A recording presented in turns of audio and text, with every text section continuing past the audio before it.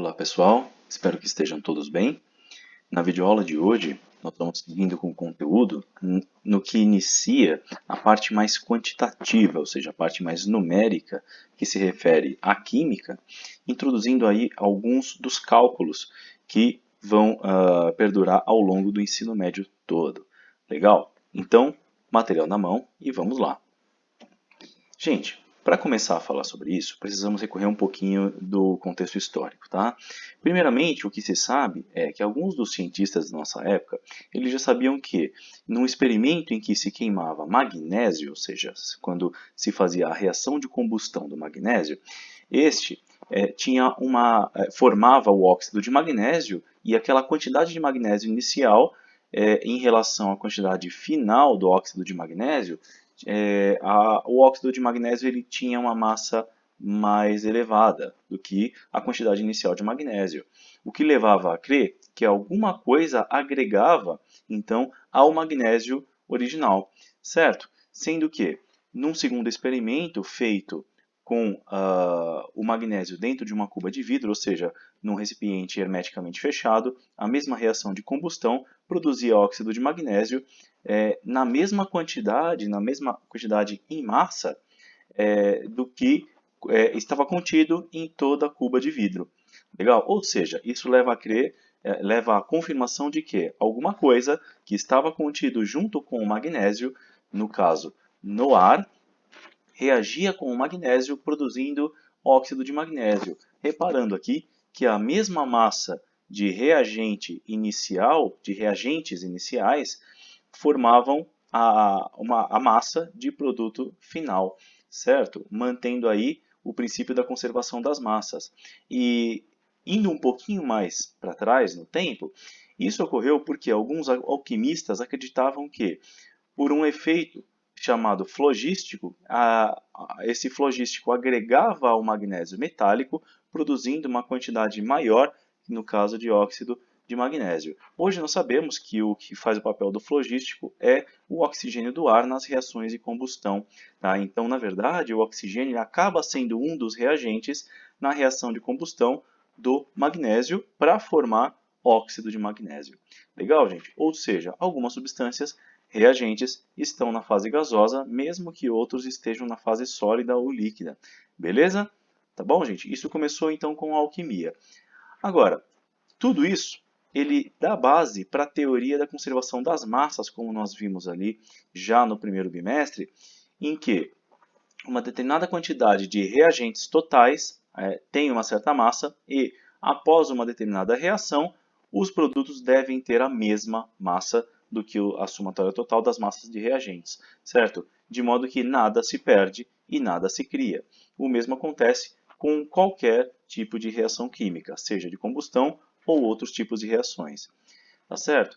Agora, iniciando o princípio da quantificação, com o balanceamento das reações químicas, nós sabemos que, primeiramente, nós temos os coeficientes estequiométricos das reações e eles nos indicam a proporção em que cada reagente vai ser consumido e cada produto vai ser formado. Aqui nessa reação, nós temos o hidróxido de sódio reagindo com ácido fosfórico, produzindo fosfato de sódio e água, certo? E os coeficientes estequiométricos eles dão a proporção, respectivamente, de 3 para 1, formando 1 para 3.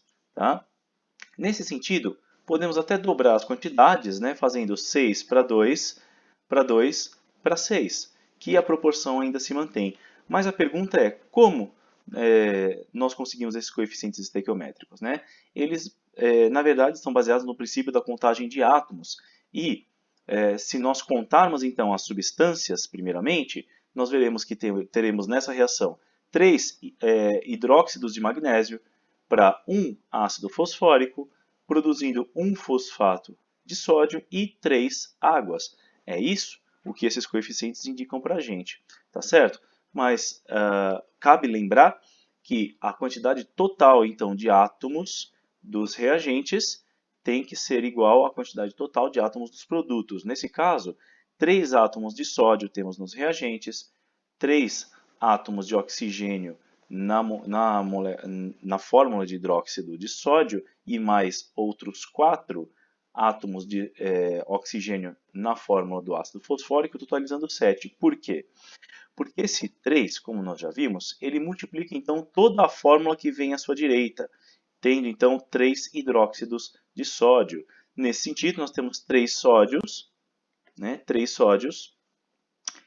3 oxigênios no hidróxido de sódio e mais 4 oxigênios aqui no ácido fosfórico, num total de 7 átomos de oxigênio nos reagentes.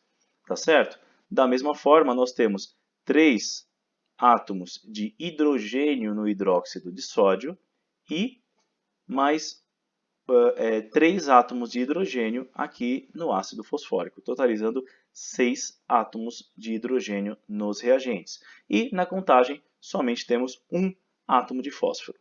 Legal, gente? Então, claro, teremos que ter as mesmas quantidades nos produtos. Beleza? Esse é o princípio do balanceamento. Obter as mesmas quantidades de átomos nos reagentes e nos produtos, para cada elemento envolvido na reação. Certo? É isso que os coeficientes estequiométricos nos trazem. Mas, e se por acaso não tivéssemos os coeficientes, como nós conseguiríamos? Aí existe a técnica de balanceamento, que é de tentativa e erro. Qual é o ponto de partida? Podemos pegar qualquer elemento. Aqui podemos iniciar com o sódio. O que nós reparamos?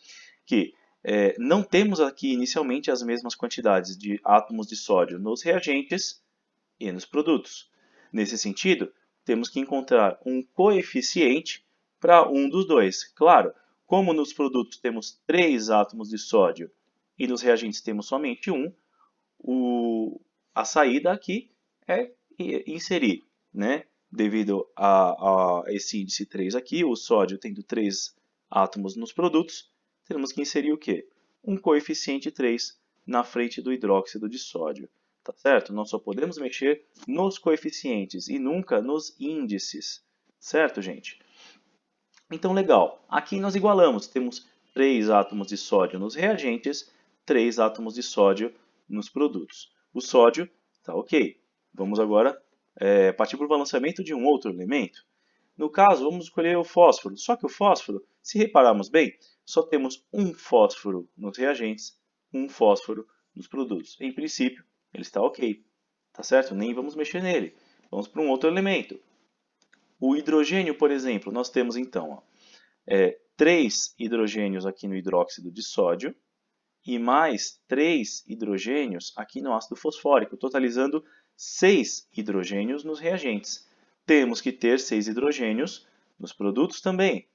Como nós fazemos? Então, nós inserimos aqui um coeficiente na frente da molécula de água que faz com que tenhamos os 6 átomos de hidrogênio nos produtos também. E é o que nós temos agora, porque esse 3 vezes 2 significa que nós temos 6 átomos de hidrogênio nos produtos também. Ok? Então, agora nós temos o sódio, o fósforo e o hidrogênio balanceados. Falta o oxigênio, exatamente. Tendo aqui 3 oxigênios no hidróxido de sódio e mais 4 oxigênios aqui no ácido fosfórico, totalizando 7 átomos de oxigênio nos reagentes. Temos que ter 7 átomos de oxigênio nos produtos também. Na molécula de água, nós já inserimos o nosso coeficiente, então aqui a gente não vai mais mexer. Aonde mais tem oxigênio nos produtos? Aqui. Então, o que nós percebemos? Que nós temos 3 oxigênios aqui e mais 4 aqui, totalizando 7. Então, nesse caso, o coeficiente aqui do fosfato de sódio é 1, tá? Para não gerar nenhuma alteração. E nesse sentido, aqui, quando nós já fizemos o balanceamento total e tem alguma fórmula que não tem coeficiente, isso significa que aqui também tem o número 1. Certo, gente? Beleza? Então, espero que vocês tenham entendido. Espero que tenham gostado. Vamos praticar agora na nossa aula online. Até a próxima videoaula e que a força esteja com vocês. Até mais, pessoal!